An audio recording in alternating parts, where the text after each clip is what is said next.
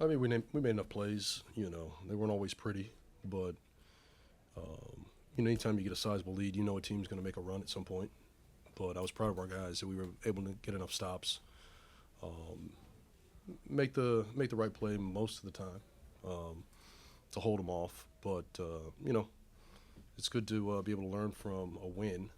And particularly in that second half. But we did some good things. I thought the offense early was great. Individual defense was terrific. And we said going in, our priority today was the paint. And they were 18 of 40, I believe, in the paint, 36 points. Comparatively speaking, to the game in Indiana, it's dramatically better. Obviously, they got us in some scrambles and hit some threes in the third quarter. But I just liked our composure down the stretch, that we were still able to, get past some of those tough makes and keep playing.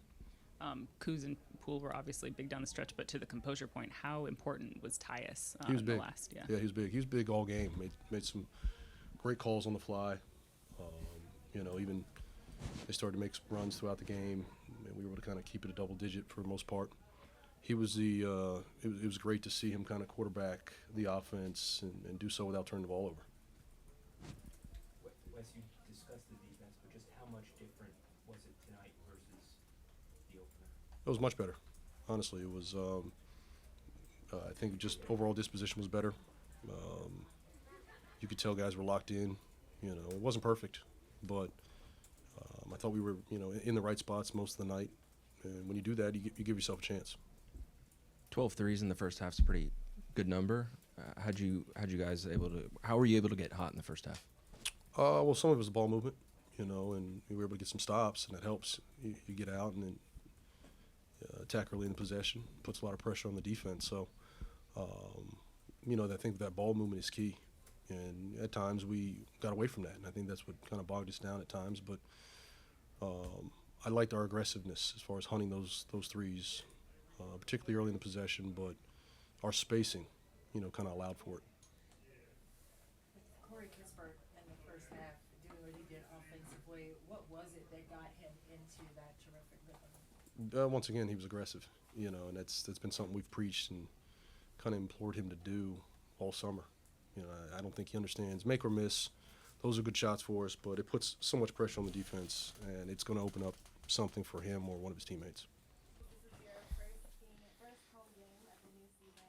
How did it feel being back playing in front of the DC crowd? It felt amazing, especially just seeing the fan support out there tonight, which was really good to see. I think that's one of the biggest obstacles that we have as an organization is bringing the community into and watching us and supporting us. And fans showed out tonight, so we needed it. It was a big time. How would you describe the alley-oop that JP threw you? Man, that was an amazing play. It was tough, and it was huge coming out the gate, especially in the third quarter. And I think it really gave us a lot of momentum. Coach was talking about the care factor and the disposition on defense. How do you assess how that was different tonight than game one? We were much more physical. I think we had a lot of just nerves in that first game. I think a little just shell-shocked in our minds a little bit. I think we just weren't playing defense the way we should have. Giving up 143 points is embarrassing, and we all know that. And I think coming out tonight, playing against a team that was shorthanded, that really didn't have huge offensive firepower, obviously with Ja being out, it's a new team over there, but we rose to the occasion. I think we did a great job of down the stretch just making timely stops, and it was huge for us. Tyus Jones, 7 assists, 0 turnovers, and your coach is talking about how he was able to make reads on broken plays. How important was it to have him be the conductor that he was? Incredibly huge. It was one point in time in the fourth quarter that I screamed across the court to the bench like, yo, bring him back in the game. Just because he just is very calm, and I'd much rather have him have the ball than me have the ball.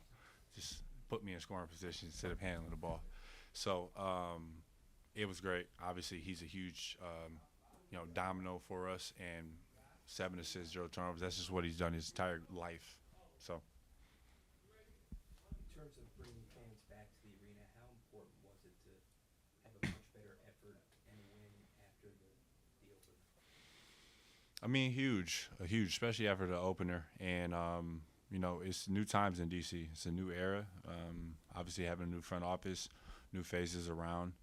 And, you know, one thing that we're going to do is we're going to compete every night. You know, we're not going to hold our heads down and just give in. And, you know, I think that's what we kind of did over the past 2 years a little bit, just as a collective unit. And, you know, we're just going to fight. We're going to fight. It's not going to be perfect. You know, it's going to be tough every night for us. So. All right, cool. So this is your first home game for the King on the Grizzlies. How did it feel playing in front of the DC crowd? It was spectacular. Had a lot of good energy in the building.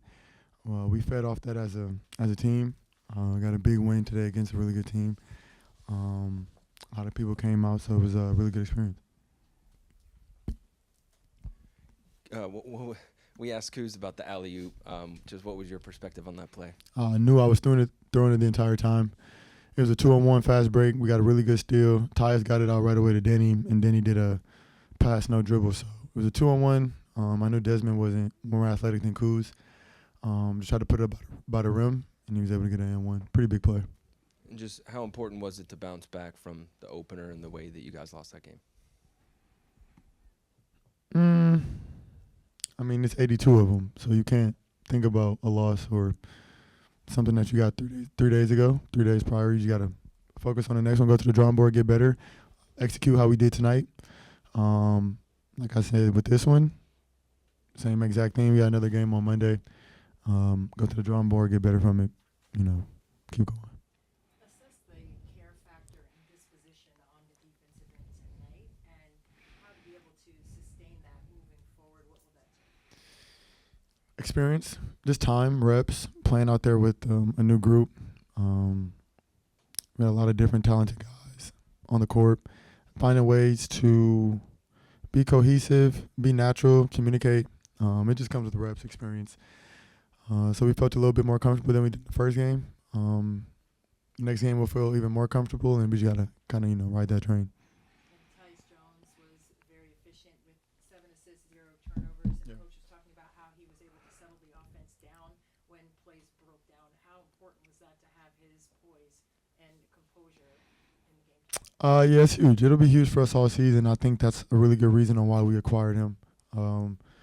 Just because he's a true point guard. He knows how to get people in their sets. He knows who to call, what plays, at what time, when we need timeouts, when we don't, when we need to get up a shot, how long we got left with time management. So me and Kuz can just be extremely aggressive, open up the floor, whether that's driving, whether that's making shots.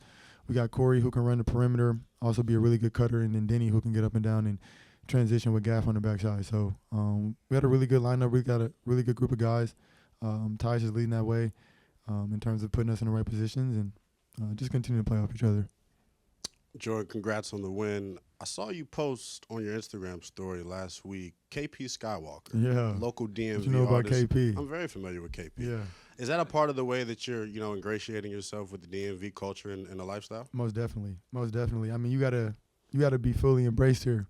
I think something that that I've heard is that the fans appreciate that, right? Being a part of the community, be a part of the culture. And that's not just me, that's our entire team. I think that's what we're doing with the organization. And I think you can feel that just with the energy, right? Like we interact with the crowd. Right.